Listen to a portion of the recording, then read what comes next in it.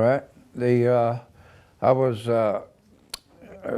18 in April of 45, and I was still in high school.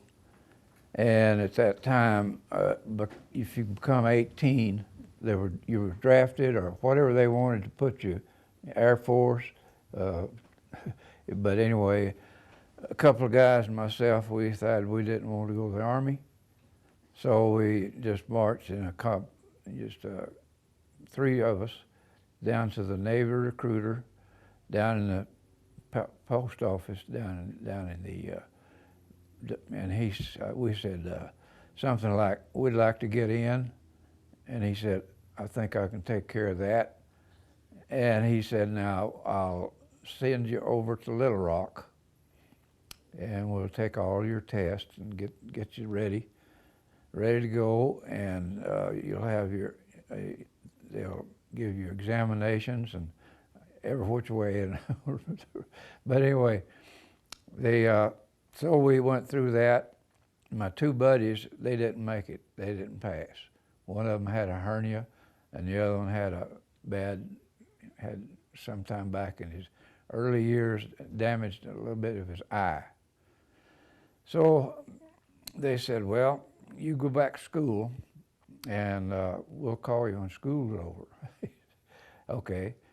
So I was 18 in April, and school went on till June, and I received a letter about my birthday.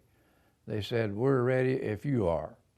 So put on my football jacket and everything, and headed over to Little Rock, and then we went to New Orleans, picked up a number of fellows from I won't say, I guess they call themselves Cajuns, and that was part of the mix. From there, we went to Kansas City, picked up some more fellows, and then we came down to Fort Worth, picked up some more, and went over to El Paso and picked up some more guys. And then we went up to Los Angeles, and then down to San Diego. Now this was on a freight train type. We're still burning coal, no air conditioning. You had to raise the window to get some in, and so you got an eye full and nose, and But we were headed for the Navy. So we got into San Diego, and first thing they put us in detention for 30 days to take care of all of our, if we had any diseases or whatever, went through that. And then finally we got into the main boot camp. And boot camp was, it was from 5 o'clock, I believe, until 8 o'clock, reveille to taps. And you stayed on those hours. In between, you worked on the grinder and went to school, different places, and marched with music that was playing everywhere, and it was really, they really pumped us up.